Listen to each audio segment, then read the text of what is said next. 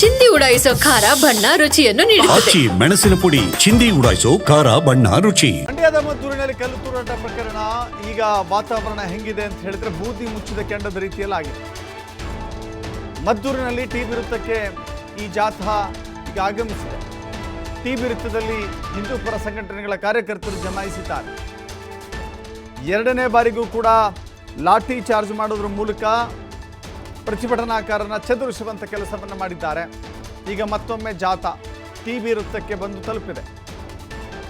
ಕ್ಷಣ ಕ್ಷಣಕ್ಕೂ ಕೂಡ ಉದ್ವಿಗ್ನತೆಯನ್ನು ಹೆಚ್ಚು ಮಾಡಿಕೊಳ್ತಾ ಇದೆ. ಈ ಜಾಥಾದ ಹೆಸರಿನಲ್ಲಿ ಮತ್ತಷ್ಟು ಗಲಭೆಗಳು ನಡೆಯಬಹುದಾದ ಸನ್ನಿವೇಶದಲ್ಲಿ ಇರುವ ಕಾರಣಕ್ಕಾಗಿ ಪೊಲೀಸರು ಹೆಚ್ಚಿನ ಸಂಖ್ಯೆಯಲ್ಲಿ ಬಿಗಿ ಭದ್ರತೆಯನ್ನು ಒದಗಿಸಲಾಗಿದೆ. ಮಂಡ್ಯದ ಮದ್ದೂರು ಪಟ್ಟಣದ ದೃಶ್ಯಾವಳಿಗಳನ್ನು ಗಮನಿಸ್ತಾ ಇದ್ದೀರಿ. ಬೆಂಕಿ ಹಾಕಲಾಗಿದೆ. ಕೆಲವಷ್ಟು ಮುಸ್ಲಿಮರು ಹಾಕಿದ್ದಂಥ ಬ್ಯಾನರ್ನನ್ನು ಸುಟ್ಟು ಹಾಕಿ ಆಕ್ರೋಶವನ್ನು ವ್ಯಕ್ತಪಡಿಸಿದ್ದಾರೆ. ಗಣೇಶನ ಮುಂದೆ ಕುಣಿದು ಕುಪ್ಪಳಿಸ್ತಾ ಇದ್ದಾರೆ. ಮಾತ್ರವಲ್ಲ, ಆಕ್ರೋಶದಿಂದಲೂ ಕೂಡ ವರ್ತಿಸ್ತಾ ಇದ್ದಾರೆ ಜನ. ಸೊ ಇದನ್ನು ಕಂಟ್ರೋಲ್ ಮಾಡಲಿಕ್ಕೆ ಪೊಲೀಸರಿಗೂ ಕೂಡ ಹರಸಾಹಸ ಮಾಡುವಂಥ ಸ್ಥಿತಿಯಲ್ಲಿದ್ದಾರೆ.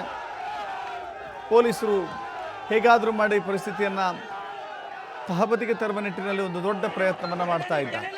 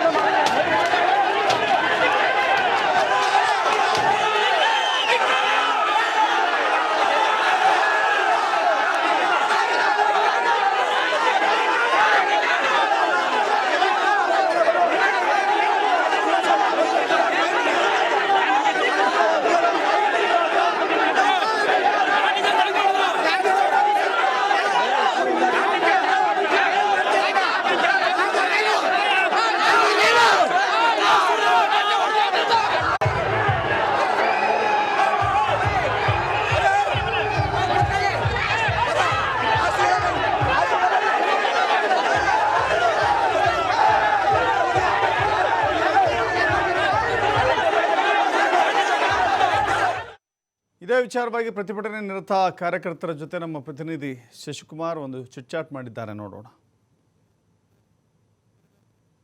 ಖಂಡಿಸಿ ಹಿಂದೂಪರ ಸಂಘಟನೆಗಳ ಕಾರ್ಯಕರ್ತರ ಆಕ್ರೋಶ ಬುಗ್ಗೆಲೆದ್ದಿರ್ತಕ್ಕಂಥದ್ದು. ಇದೀಗ ಮತ್ತೊಂದು ತಂಡ ಏನು ಹೋರಾಟದಲ್ಲಿ ಭಾಗಿಯಾಗಿರ್ತಕ್ಕಂಥದ್ದು.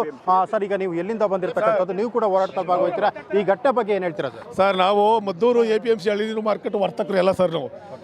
ನಾವು ಈ ನಿನ್ನೆ ಆಗಿರ್ತಕ್ಕಂಥ ಘಟನೆನ ಪೂರ ಖಂಡಿಸ್ತೀವಿ. ನಮಗೆ ಹಿಂಗೆ ಹಿಂದೂಗಳ ಮೇಲೆ ಎಲ್ಲ ಕಡೆ ಹಿಂಗೆ ಇದಾಯ್ತಾ ಇದ್ರೆ ನಾವು ಈ ದೇಶದಲ್ಲಿ ಬದುಕೋದು ಹೆಂಗೆ? ನಾವು ಬಹುಸಂಖ್ಯಾತರಾಗಿ ನಾವೇ ಎದುರ್ಕೋ ಮಟ್ಟಕ್ಕೆ ಬಂದುಬಿಟ್ಟಿದ್ದೀವಿ ಈಗ. ಆದ್ದರಿಂದ ದಯಮಾಡಿ ಸರ್ಕಾರ ಇಂಥ ಕಿಡಿಗೇಡಿಗಳನ್ನ ಬಂಧಿಸಬೇಕು. ಎಲ್ಲರೂ ಕೆಟ್ಟವರು ಅಂತಲ್ಲ, ಕೆಟ್ಟವರು ಏನು ಮತಾಂಧರಿದ್ದಾರೆ ಅಂಥವ್ರಿಗೆ ಬಂಧನೆ ಮಾಡಬೇಕು, ಅಂಥವ್ರಿಗೆ ಶಿಕ್ಷೆ ಕೊಡಬೇಕು ಸರ್. ನಾವು APMC ವರ್ತಕರು ಎಲ್ಲ ಸಾವಿರಾರು ಜನ ಇದ್ದೀವಿ. ರೈತರು ಮತ್ತು ಎಲ್ಲ ವರ್ತಕರೆಲ್ಲ ನಾವು ಬಂದಿದ್ದೀವಿ. ಸಂಪೂರ್ಣವಾಗಿ ನಮ್ಮ ಸಂಘದ ವತಿಯಿಂದ ಸಂಪೂರ್ಣವಾಗಿ ವ್ಯಾಪಾರ ವಹಿವಾಟುಗಳನ್ನ ಸ್ಥಗಿತಗೊಳಿಸಿ ಇವತ್ತೆಲ್ಲ ವ್ಯಾಪಾರ ಎಳ್ಳಿರೆಲ್ಲ ಹಂಗೆ ನಿಂತಿದೆ ಅಲ್ಲಿ. ಆದರೆ ನಮ್ಮ ಒಂದು ಧರ್ಮಕ್ಕೆ ನಮ್ಮ ದೇಶದಲ್ಲಿ ಹುಟ್ಟಿ ನಮ್ಮ ಗಣೇಶನ ವಿಸರ್ಜನೆ ಮಾಡೋಕ್ಕಾಗೋದಿಲ್ಲ ನಮ್ಮ ಕೈಲಿ ಅಂದರೆ ನಾವು ಈ ದೇಶದಲ್ಲಿ ಹುಟ್ಟು ಪ್ರಯೋಜನ ಇಲ್ಲ ಸರ್. ಇದರ ನಮ್ಮನ್ನೇ ಇವರು ಗಡೀಪಾರು ಮಾಡೋದು ಒಳ್ಳೆಯದು ಸರ್ಕಾರ ಅಂತ ಕಾಣಿಸ್ತದೆ.